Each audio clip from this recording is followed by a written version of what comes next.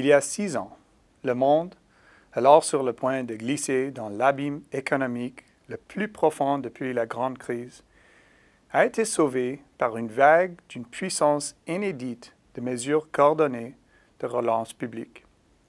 Entre autres choses, les banques centrales de la planète ont ouvert les vannes et laissé déferler un flot de liquidités qui a permis à une économie mondiale aux abois de gagner des rivages plus hospitaliers. L'un des effets inopinés de l'assouplissement quantitatif fut le changement de destination des investissements en liquidité, soit d'actifs sûrs vers des actifs plus risqués. L'inlassable quête d'un rendement supérieur a contribué à faire monter le prix des créances souveraines et commerciales sur le marché émergent. Les prévisionnistes du marché des devises ont été forcés de renoncer au modèle traditionnel ou, à tout moins, d'en élargir considérablement les composantes spéculatives afin de tenir compte du regain des opérations de portage.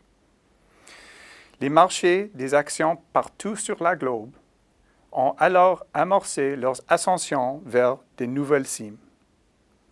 L'envolée de 123% des cours de cuivre en 2009, dans un contexte de stagnation complète de l'économie mondiale, a poussé certaines à demander que l'on confisque au métal rouge le doctorat honorifique en économie qui lui avait été conféré en raison de sa capacité à prédire les cycles de la croissance mondiale.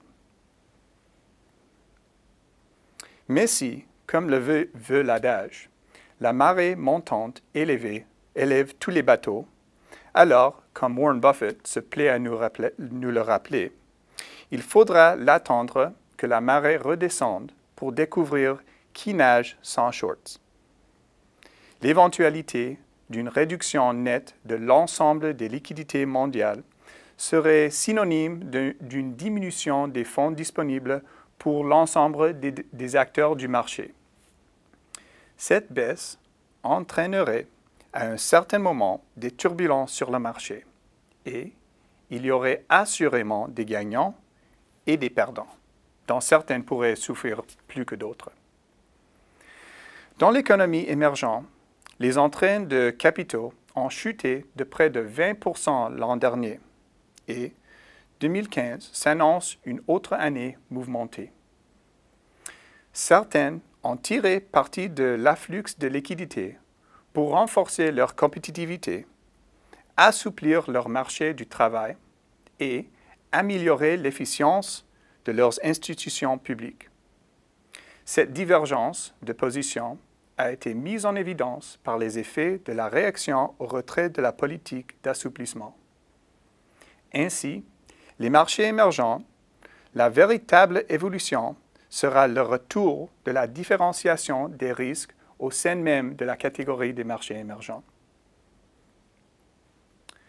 Bien qu'il s'agisse là d'un processus habituel auquel les marchés doivent se prêter à quelques années d'intervalle, la réelle inquiétude provient plutôt de l'absurdité poussée à l'extrême d'une absence de différenciation des risques.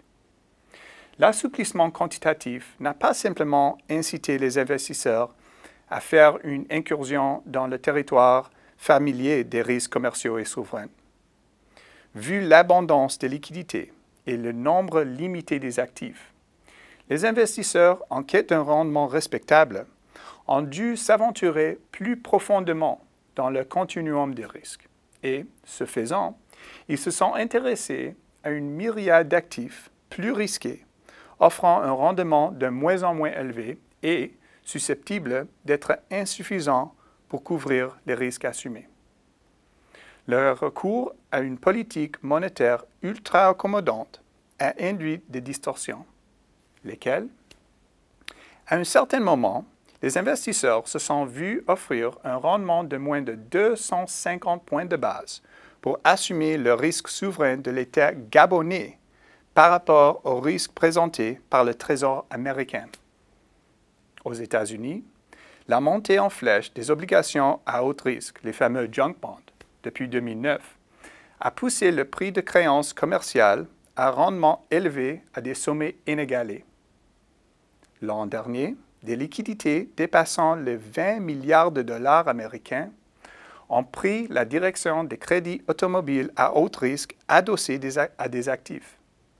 Une fois épuisée la liste des destinations investissement des fonds, on a commencé à miser sur le météo. Ainsi, les investisseurs ont acheté plus de 8,1 milliard de dollars en obligations catastrophes l'an dernier, dont la grande majorité a été acquis par les régimes de retraite et d'autres investisseurs institutionnels d'envergure. Même en Allemagne, pays peu enclin à la spéculation, la demande en biens d'investissement s'est raffermie et a participé à un renchérissement de 25% de nouveaux immeubles depuis juillet 2009. Toutefois, dans un univers de taux d'intérêt négatifs, les pertes escomptées pondérées selon les probabilités pourraient se révéler une solution de rechange raisonnable face à la certitude des coûts imputés au dépôt. Qu'advient-il lorsque certains de nouveaux venus sur le marché obligataire souverain voient leurs investissements en monnaie étrangère se déprécier et ont du mal à rembourser leurs créances libellées en devises? Les régimes de retraite pourraient-ils être malmenés la prochaine fois qu'une forte tempête frappera une petite économie insulaire? Conclusion: les menaces d'une imminente chute de l'économie étaient si effroyables en 2009 qu'elle a sans doute accaparé toute l'attention des gouvernements. Or, comme l'on affirme certains, si l'épisode de 2008-2009 ne fut au fond que la manifestation de la récession qui aurait dû frapper l'économie en 2000-2001, alors à quoi ressemblerait l'éclatement de certaines de ces bulles à moyen terme? Les liquidités injectées cette fois-ci dans le système financier incitent à définir M. Greenspan comme un faucon de la lutte contre l'inflation. Il reste à espérer que les agences nationales de réglementation ont, au cours des 7 dernières années, tiré plus de leçons que les marchés eux-mêmes. Merci et à la prochaine.